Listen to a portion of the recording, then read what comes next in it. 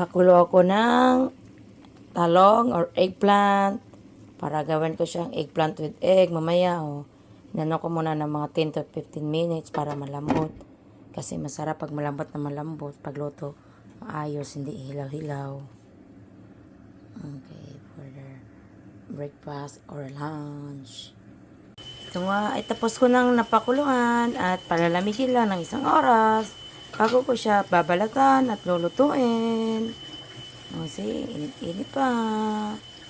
Ayan, after 15 minutes, pinalambot ko maigi para masarap pagluto. Nga ay aking nang nabalatan at talagyan ko na ng egg.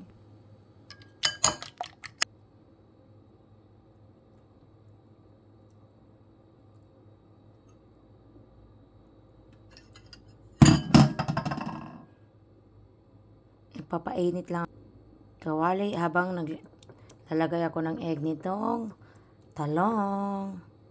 Mainit na yung kawali kaya nilagay ko na yung eggplant with egg, and then pagtapos mo siya, kailangan pag ilagay mo, iluhit mo muna. Ayan, pinakalo.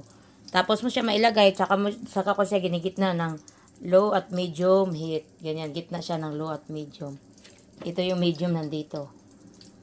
Yeah, para hindi siya masunog at alalay lang yung pagluto niya. See, it's done. This is it. Sarap. Tapos, sasawa ng ketchup.